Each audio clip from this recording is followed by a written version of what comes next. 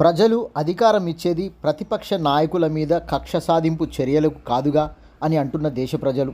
చట్టాలు అందరికీ సమానమే అనే నేతలు చట్టం తన పని తాను చేసుకుంటూ పోతుందంటూ వేదాంత ధోరణి మాటలు ప్రజల్లో వారి నాయకుల పట్ల చులకన భావం కలుగుతుందనేది తెలుస్తుంది. ముఖ్యమంత్రులు పీఠం ఎక్కగానే ఇస్తాంబుల్, టోక్యో, న్యూయార్కు, జర్మనీ దేశాల ప్రఖ్యాత పట్టణాలుగా తీర్చిదిద్దుతామని ప్రజల్లో, పెట్టుబడిదారుల్లో, వ్యాపారస్తుల్లో ఆశలు కల్పించడమే అని అంటున్న సామాన్య ప్రజానీకం. ప్రజలు సగటు ఆదాయం పెంచేలా చర్యలు ఎక్కడ కనిపిస్తున్నాయో అని నిలదీస్తున్న ప్రజలు.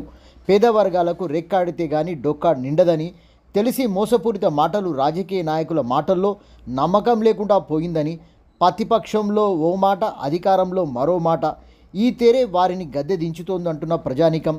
ఓ ముఖ్యమంత్రి తన హయాంలో చేపట్టిన పనులు అసంపూర్తిగా నిలిచిపోతే వచ్చే ప్రభుత్వంలో వచ్చే సీఎం అసంపూర్తిగా మిగిలిపోయిన పనులు ఎందుకు పూర్తి చేయడం లేదో అనే ఆలోచన ప్రజల్లో బలంగా ఉందని తెలుస్తుంది. ఎవరు గద్దెనెక్కినా ప్రజల అవసరాలు తీర్చడానికి మెరుగైన సౌకర్యాలు కల్పనే కదా. అది ప్రజలు చెల్లిస్తున్న ట్యాక్సులు వారి స్వంత డబ్బు కాదుగా, ఎందుకంత బెట్టు అని నిలదీస్తున్న ప్రజలు. కోట్ల రూపాయల కమిషన్లకే అన్నట్లుగా కాళేశ్వరం నిర్మాణం అని తీవ్ర విమర్శల నేపథ్యంలో తెలంగాణ రాష్ట్ర ప్రభుత్వం విచారణ కమిషన్ నియమించి చర్యలు చేపట్టేందుకు ఉపక్రమించిన విషయం తెలిసిందే.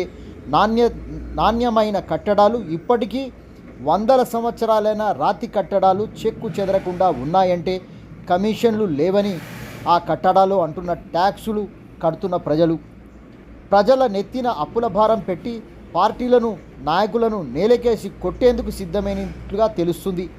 అటు అమరావతి రాజధాని పట్టణం ఆ రాష్ట్ర ప్రజలను అనూహ్యంగా త్రిశంకు స్వర్గంలోకి నెట్టిందని తెలుస్తుంది. అధికారం ఇచ్చి తప్పు చేశామా అనే భావన ప్రజల్లో వచ్చినందుకే ప్రభుత్వాలను ఓటర్లు మార్చినట్లుగా ఎన్నికల ఫలితాల ద్వారా తెలుస్తుందంటున్న ప్రజలు.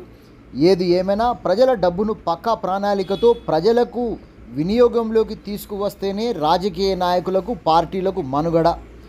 లేదంటే వారిని గద్దెదించి నేల కొట్టడమే అనేది ఈ ఎన్నికల్లో తీర్పిచ్చినటువంటి పరిస్థితుల ద్వారా తెలుస్తుంది. తెలంగాణ రాష్ట్రంలో, ఆంధ్ర రాష్ట్రంలో అసెంబ్లీ ఎన్నికల తీర్పు కనువిప్పే అని అంటున్న విశ్లేషకులు, మేధావులు, విద్యావేత్తలు. ఏది ఏమైనా నాయకులకు ఇప్పుడు ఎన్ని మోసపూరిత మాటలు మాట్లాడినా నమ్మే పరిస్థితుల్లో ప్రజలు లేరని, ప్రజలను ఇప్పటికే వారి మోసపూరిత మాటలతో వారందరినీ చైతన్యపరిచినట్టుగా తెలుస్తున్నది.